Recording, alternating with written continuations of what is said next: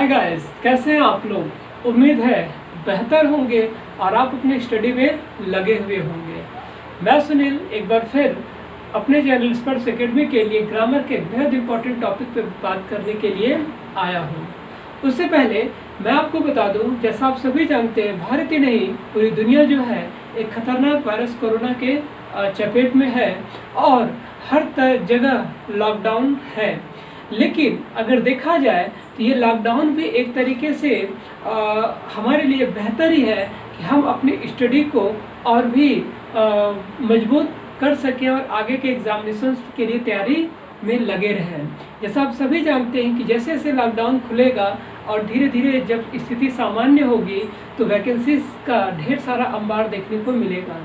उस टाइम के लिए हमें अभी से अपने आप को तैयार करना पड़ेगा।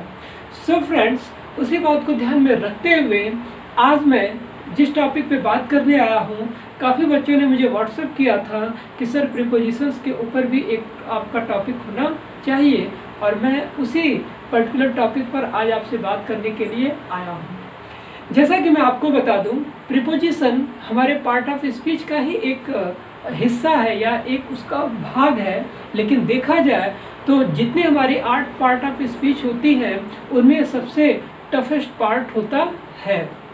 क्यों?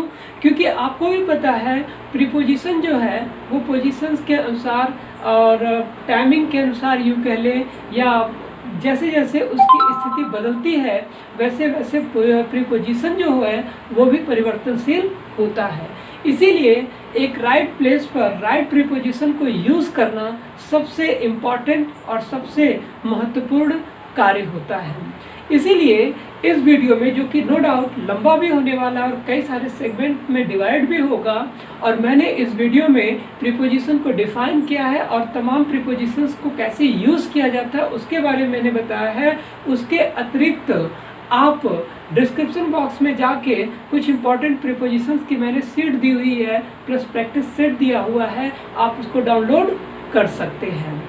तो ये सारी चीज़ें हैं और नो डाउट आप अब से हमेशा 9 बजे आप मेरे चैनल को ज्वाइन करिए और आप 9 बजे हमेशा तैयार रहिएगा, ताकि मैं जो प्रीपोजिशन की सीरीज़ है उसको रोज़ाना 9 बजे मैं आपको लाता रहूँगा। आप उसे देखिए। अगर आपको कुछ पूछना है तो 9 से 9:30 के बीच में आप मुझे व्हाट्सएप करके या कॉल करके आप कोई कन्फ्यूज़न हो उसको आप दूर कर सकते हैं। सो फ्रेंड्स, देर न करते हुए आइए हम शुरू करते हैं इस इम्पॉर्टेंट टॉपिक को, जिसका नाम है प्रीपोजिशन। जहाँ तक हम प्रीपोजिशन की बात कर लें, जैसा आप सभी जानते हैं कि प्रीपोजिशन पार्ट ऑफ स्पीच का एक हिस्सा है। अगर हम प्रीपोजिशन को समझना चाहें, इसकी डेफिनेशन से पहले कुछ बेसिक कॉन्सेप्ट्स हैं उनको हम समझ लेते हैं। जो प्रीपोजिशन है आप ध्यान से देख सकते हैं 2 वर्ड से मिल के बना है, pre plus position. Pre means होता है पहले और पोजीशन मीन्स स्थिति होती है। जिससे एक चीज़ तो क्लियर हो जाती है कि निश्चित ही प्रीपोजिशन एक ऐसा शब्द होगा जिसकी स्थिति कहाँ होगी, मीन्स जिसकी पोजीशन है वो हर हाल में नाउन या प्रोनाउन से पहले होगी। तो अगर पहले होना ठीक है, इससे एक और कॉन्सेप्ट आपका क्लियर होता है कि एक वर्ड, कोई भी वर्ड प्रीपोजिशन तब होगा जब उसके बाद कोई नाउन या प्रोनाउन होना चाहिए। मीन्स जब कोई उसके बाद नाउन या प्रोनाउन होगा तभी वो वर्ड आपका क्या होगा, प्रीपोजिशन होगा। इसीलिए उसको प्रीपोजिशन कहा जाता है। अगर प्रीपोजिशन को और बेहतर ढंग से हमें समझना है तो सबसे पहले हम प्रीपोजिशंस की डेफिनेशंस को लेते हैं। प्रीपोजिशन की डेफिनेशन की अगर हम बात कर लें तो हम देख सकते हैं कि a preposition is a word used before a noun और pronoun to show its relation with the other part of a sentence.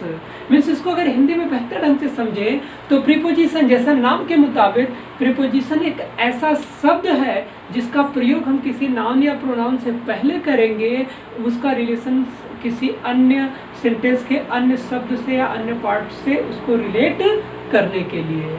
तो कहीं ना कहीं ये डेफिनेशन क्लियर है, इसको लिख के और भी बेहतर ढंग से हम समझते हैं। कि आप देख सकते हैं मैंने यहाँ पे प्रीपोजिशन की डेफिनेशन को लिखा है। इसको आप कुछ पॉइंट्स को मैं बताऊंगा, आप कॉपी खोल के आप सभी लोग उसको नोट करिए और आप इसको बेहतर ढंग से समझ सकते हैं। मैंने आपको यहाँ पर दिया कि a preposition is a word used before a noun और प्रोनाउन। मीन्स एक प्रीपोजिशन ऐसा शब्द होगा जिसका प्रयोग किसी नाउन या प्रोनाउन से पहले होगा।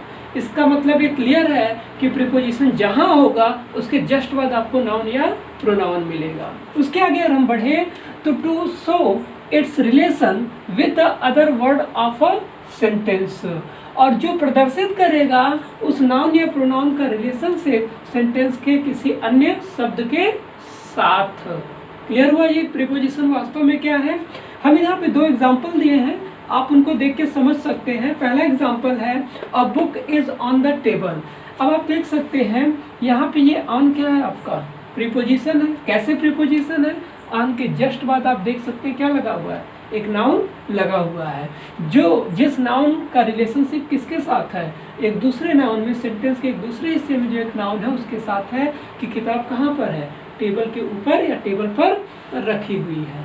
इसी प्रकार हम दूसरा एग्जांपल लें, he is in this house. अब आप एक देख सकते हैं कि इन आपका यहाँ पे क्या है, प्रीपोजिशन है, और वो दिस हाउस जो एक नाउन फ्रेज है उससे पहले लगा हुआ है। ठीक है, जो रिश्ता बता रहा है कि दिस हाउस का रिश्ता किसके साथ है, ही के साथ है। तो आप इन दोनों सेंटेंस में देख सकते हैं कि किस तरीके से ऑन और इन ये आपके प्री पोजिशन है, means pre plus position, means पहले इसकी स्थिति है, और वो किसके पहले स्थिति है, एक नाउन के पहले स्थिति है जो उस नाउन का रिश्ता सेंटेंस के किसी अदर वर्ड के साथ रिफ्लेक्ट करता है। तो हमेशा इस चीज का आपको ध्यान देना है कि अगर कोई प्रीपोजिशन है तो उसके जस्ट बाद क्या होगा, नाउन आएगा या फिर प्रोनाउन जरूर आएगा। तो हमेशा जब भी आप किसी भी सेंटेंस को आप ये डिटरमाइन करें तो हमेशा इस बात को ध्यान रखिएगा कि उसके जस्ट बाद आपको नाउन या प्रोनाउन ही मिलेगा, कभी भी वर्ब नहीं मिलेगी। अगर आपको वर्ब मिलेगी भी तो वो वर्ब हर हाल में नॉन फाइनाइट वर्ब होगी। मीन्स नॉन फाइनाइट में भी कौन होगी, वो सिर्फ और सिर्फ जिरंड होगी। अगर आपको नॉन फाइनाइट वर्ब क्या होती है, जिरंड क्या होती है, इसके बारे में डिटेल से समझना है तो आप मेरी वीडियो को जो कि मेरे डिस्क्रिप्शन बॉक्स में उसका लिंक दिया हुआ, आप उस पर जाके मेरी नॉन फाइनाइट वर्ब का जो मैंने वीडियो बनाया है, बहुत ही बेहतर वीडियो, आप उसको देख के उसकी जानकारी ले सकते हैं। बात करते हैं प्रीपोजिशंस के काइंड्स के ऊपर। आप देख सकते हैं मैंने यहाँ दिया है काइंड्स ऑफ प्रीपोजिशन। जहाँ तक प्रीपोजिशन के प्रकार की हम बात कर लें तो प्रीपोजिशन के जो प्रकार हैं वो बेसिकली 4 प्रकार के प्रीपोजिशन सेंटेंस में देखे जा सकते हैं। पहला जो हमारा होता है वो होता है सिंपल प्रीपोजिशन, दूसरा जो होता है वो कंपाउंड प्रीपोजिशन, तीसरा जो हमारा होता है फ्रेजल होता है, और चौथा जो होता है वो पार्टिसिपल प्रीपोजिशंस होते हैं। ठीक है, तो ये हमारे 4 प्रकार के जो प्रीपोजिशंस है। तो सबसे बड़ी बात उठ के आती है कि सिंपल क्या है, कंपाउंड के अंतर्गत क्या है, फ्रेजल के अंतर्गत क्या है, और पार्टिसिपल के अंतर्गत क्या आता है। तो आपको बता दें सिंपल प्रीपोजिशन जो है, एक चीज़ आपको बता दी, बड़ी इंटरेस्टिंग चीज़ है, ये कहने के लिए बस सिंपल है। जितने प्रयोग ज़्यादातर अगर एग्जामिनेशन में देखा जाए तो 50% एरिया सिंगल बस यही कवर करता है। 50 to 60% एरिया जो है आपका सिंपल प्रीपोजिशंस ही प्रयोग करता है। चाहे वो फिल इन द ब्लैंक की बात कर लें, चाहे हम सेंटेंस में सेंटेंस इंप्रूवमेंट की बात कर लें, और कभी कभी इनका कॉम्बिनेशन फ्रेजल के साथ जब जुड़ता है तो सेंटेंस को और भी ज़्यादा टफ बना देता है। तो सबसे पहले अगर हम बात करें सिंपल प्रीपोजिशन की तो आपको बता दें एक सिंपल प्रीपोजिशन के अंतर्गत इन मिलेगा, एट मिलेगा, ऑफ मिलेगा, ऑफ डबल या ऑफ वाला भी मिल जाएगा आपको, अप होगा, डाउन होगा, इनटू होगा, ऑन होगा, विथ है। इस तरीके के सारे प्रीपोजिशंस आते हैं। मीन्स सिंपल प्रीपोजिशन के अंतर्गत in, at, of, double of, up, down, into, on, with etcetera इत्यादि वर्ड आते हैं। ये जो छोटे छोटे लेटर्स के बने हुए जो हमारे वर्ड्स हैं वो सारे जो हैं वो सिंपल प्रीपोजिशंस के अंतर्गत आते हैं। तो क्लियर हुआ आपको, आप लोग उसको कापी पे नोट भी कर लीजिए। जो सिंपल प्रीपोजिशन होता है उसके अंतर्गत in, at, of, up, down, into, on, with इत्यादि आपके जो शब्द आते हैं वो इसके अंतर्गत आते हैं। चाहे तो आप इसमें और भी वर्ड बढ़ा सकते हैं, फॉर, इत्यादि जो वर्ड है वो इसके अंतर्गत आते हैं।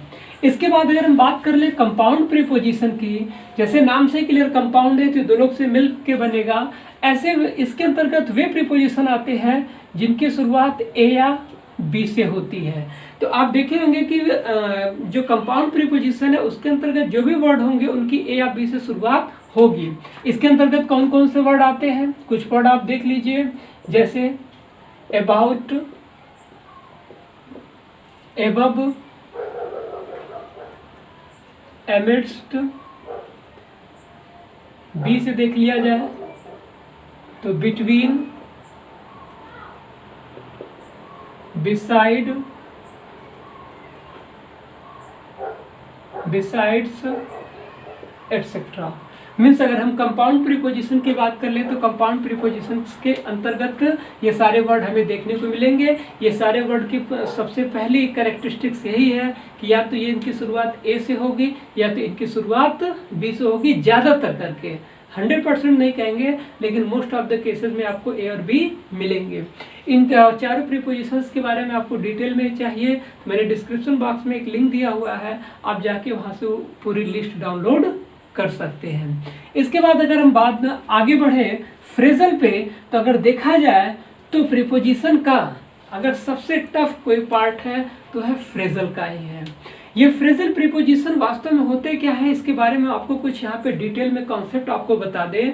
ये फ्रेजल प्रीपोजिशन जो होते हैं ये एडवर्ब प्लस प्रीपोजिशन या दो से अधिक प्रीपोजिशन, कभी कभी वर्ब के साथ मिलके भी प्रीपोजिशन मिलके भी एक कॉम्बिनेशन बनता है जो परिस्थिति के अनुसार अलग अलग मीनिंग देने का कार्य भी करता है। इसलिए फ्रेजल प्रीपोजिशन है ये बहुत ही टफ पार्ट माना जाता है यदि हम प्रीपोजिशन की बात कर लें। और कोई भी ऐसा एग्जाम नहीं है अगर उसमें इंग्लिश का क्वेश्चन आया तो फ्रेजल प्रीपोजिशन से आपको एक आध दो क्वेश्चन 100% देखने को मिलेंगे। चाहे आप एसएससी के तीनों लेयर की बात कर लें, चाहे आप LIC की एडीओ की बात कर लें, तमाम NDA एयरफोर्स की बात कर लें, तो फ्रेजल अगर प्रीपोजिशन से 2 क्वेश्चन भी आए तो एक मान के चलिए कि फ्रेजल से ही आना है। और फ्रेजल प्रीपोजिशन पे मैं अपने अगले वीडियो में डिटेल में आपसे बात करूंगा कि फ्रेजल प्रीपोजिशन वास्तव में होता क्या और किस तरीके से होता है। तो आज सिर्फ और सिर्फ आप एज ए इंट्रोडक्शन के रूप में सिर्फ फ्रेजल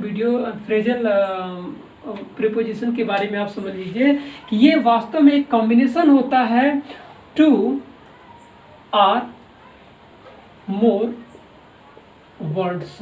ये 2 या 2 से अधिक शब्दों का क्या होता है, कॉम्बिनेशन होता है, जिसमें नो डाउट एक शब्द जो होगा वो कुछ भी हो सकता है, वो आपका वर्ब के साथ साथ एडवर्ब भी हो सकता है, प्लस दूसरा वर्ड जो होगा वो हर हाल में क्या होगा, प्रीपोजिशन होगा।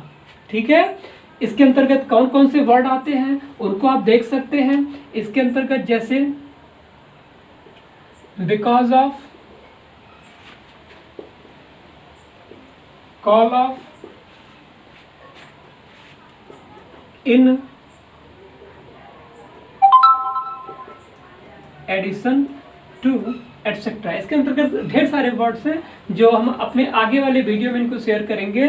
लेकिन ये जो सारे वर्ड्स हैं आप देख सकते हैं कि 2-2 वर्ड 3-3 वर्ड्स के क्या हैं, कॉम्बिनेशन है। और ये किसके अंतर्गत आते हैं, ये आपके फ्रेजल प्रीपोजिशनल वर्ब के अंतर्गत आते हैं।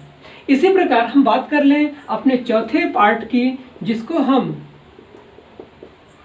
पार्टिसिपल प्रीपोजिशन कहते हैं। इसको पार्टिसिपल कहने का मतलब ये है कि ये इसके अंतर्गत जो भी प्रीपोजिशंस आते हैं उन प्रीपोजिशन में आप देखेंगे लास्ट में हमको ING का प्रयोग दिया रहता है।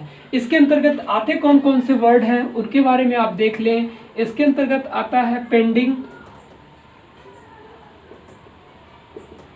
कंसर्निंग एटसेट्रा इत्यादि वर्ड इसके अंतर्गत आते हैं। आप देख सकते हैं सारे वर्ड के अंत में क्या लगा हुआ है, ING लगा हुआ है।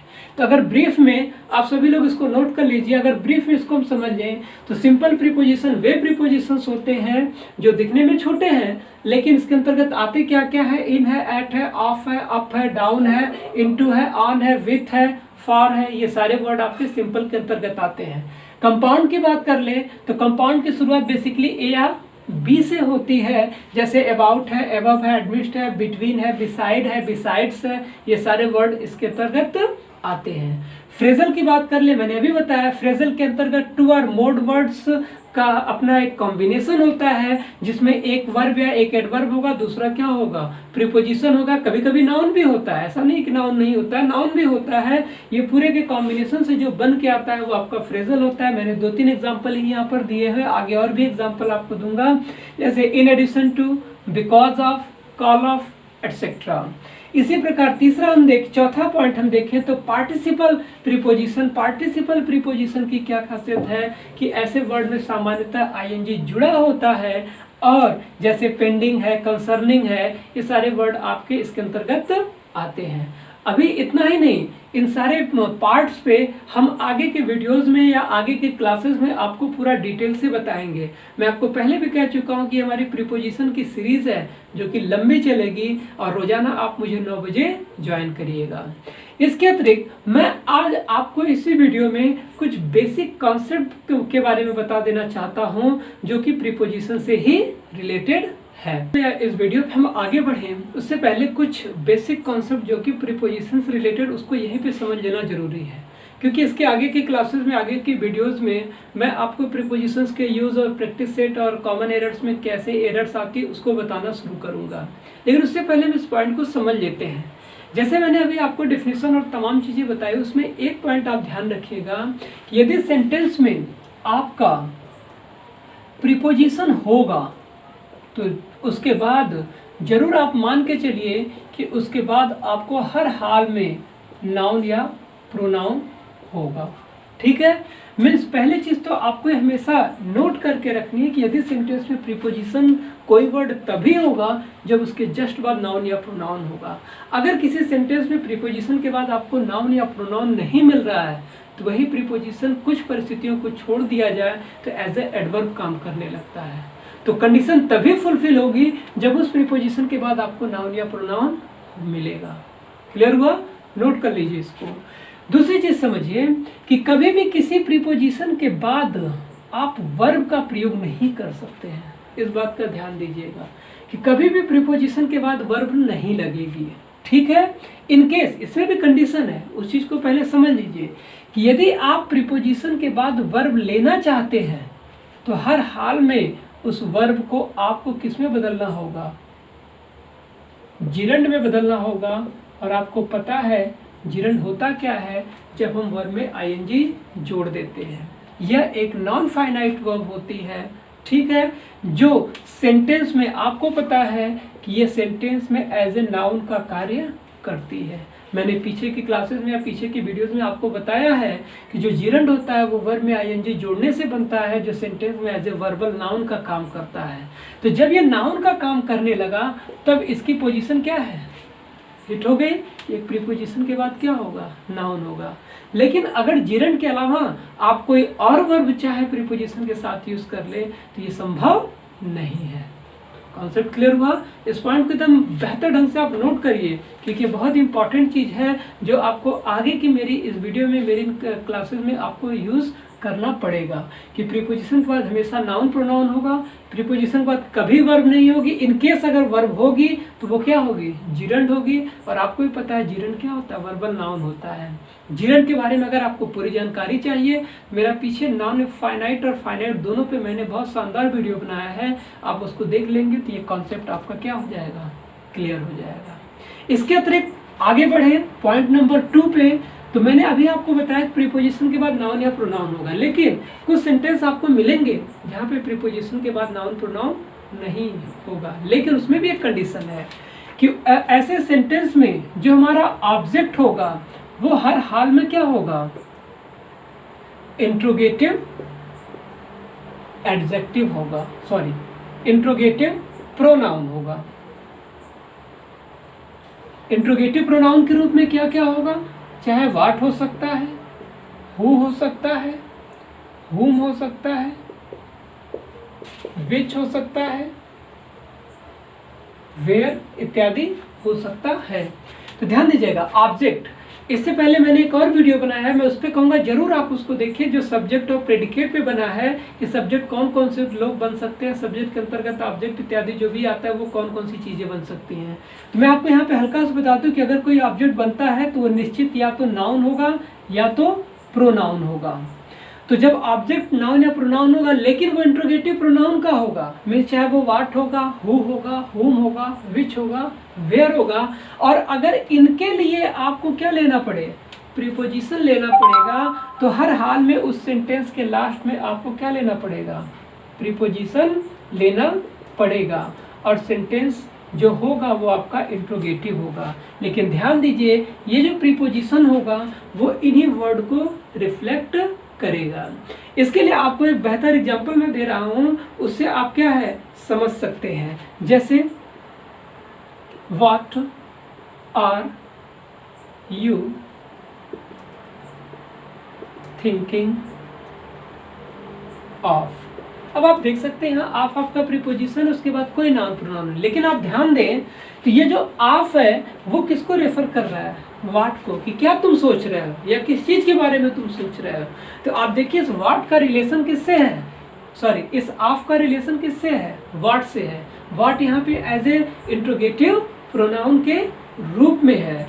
तो इस अनुसार अगर देखें तो हम इंट्रोगेटिव प्रोनाउन के रूप में जब ऑब्जेक्ट का प्रयोग होगा सेंटेंस में, तो उस प्रीपोजिशन का रिलेशनशिप किसके साथ होगा, उस इंट्रोगेटिव प्रोनाउन के साथ होगा, और सेंटेंस का अंत आपका प्रीपोजिशन पे होगा। एक और एग्जांपल इन चीजों को हम समझ लेते हैं, वो है आपका what is she crying for, last में क्वेश्चन मार्क, कि means what she is she crying for, वह किस चीज के लिए रो रही है। ठीक है, तो आप देखें ये फार किसके लिए है, इस वर्ड के लिए लगा है, क्योंकि ये आपका इंट्रोगेटिव वर्ड है। नियम यही कहता है कि इंट्रोगेटिव वर्ड हमेशा सेंटेंस के शुरू में रहता है, तो इसलिए आपने लगाया, लेकिन इस वर्ड का रिश्ता इस प्रीपोजिशन फार के साथ है। तो आप इस पॉइंट को बस याद रखिएगा कि यदि ऑब्जेक्ट के रूप में कोई इंट्रोगेटिव प्रोनाउन हो, चाहे वो व्हाट हो, हु हो, हुम हो, विच हो, वेयर हो, तो सेंटेंस के अंत में प्रीपोजिशन हो सकता है। ठीक है, एक और कंडीशन है जिसको मैं भी आपको बताता हूं। तीसरा पॉइंट है, यदि सेंटेंस में रिलेटिव प्रोनाउन के रूप में अगर दैट का प्रयोग है, ध्यान दीजिएगा रिलेटिव प्रोनाउन के रूप में दैट का प्रयोग है, तो ऐसा हो सकता है कि सेंटेंस के लास्ट में आपको क्या मिलेगा, कोई प्रीपोजिशन मिलेगा। लेकिन ऐसे सेंटेंस में आपका जनरली फुल स्टॉप ही रहेगा। जैसे कि एग्जांपल के थ्रू हम इसको बेहतर ढंग से समझते हैं। जैसे एग्जांपल है यहाँ पे, this is the dish that she is fond of. अब आप यहाँ पे देख सकते हैं दिस इज द डिश, यही वो डिश है that she is fond of. अब यहाँ पे सेंटेंस ऑफ पे आके खत्म है, ये ऑफ आपका नो डाउट प्रीपोजिशन है, लेकिन ये प्रीपोजिशन तो है, लेकिन इसके जस्ट बाद कोई नाउन या प्रोनाउन में नहीं मिला है। लेकिन अगर हम क्लोजली इसको एग्जामिन करें तो हम पाते हैं कि जो ये रिलेटिव प्रोनाउन दैट है उसी का रिश्ता क्या है, इस ऑफ के साथ जुड़ा हुआ है। तो हमें दिमाग में इन दोनों बात को, जो मैंने पिछला भी आपको बताया, इस बात को ध्यान रखना है कि यदि सेंटेंस में रिलेटिव प्रोनाउन के रूप में दैट का प्रयोग होगा तो उस सेंटेंस के लास्ट में प्रयोग होने वाला प्रीपोजिशन का रिलेशन उस दैट के साथ रहेगा और सेंटेंस आपका प्रीपोजिशंस पे ही खत्म होगा। तो this is the dish that she is fond of, ये ऑफ जो है वो दैट को रेफर कर रहा है। ठीक है, तो उम्मीद है आपको आपकी आज की क्लास में जितनी बातें मैंने बताई वो चीज़ें समझ में आई होंगी। कल फिर मैं 9 बजे आपसे मिलूँगा और कल का जो हमारा टॉपिक होगा वो बेसिकली जो 4 प्रीपोजिशन है जिनका एग्ज़ाम में बहुत ज़्यादा प्रयोग देखने को मिलता है उसके बारे में मैं आपको बताऊंगा। और वो चारों प्रीपोजिशन जो कल के हमारे टॉपिक हैं वो है एट पर है, इन का प्रयोग, ऑन का प्रयोग और इनटू का प्रयोग। और समय मिला तो इसके आगे भी पढ़ेंगे, लेकिन कल हम कोशिश करेंगे कि इन चारों टॉपिक पे आपको ध्यान देते हैं।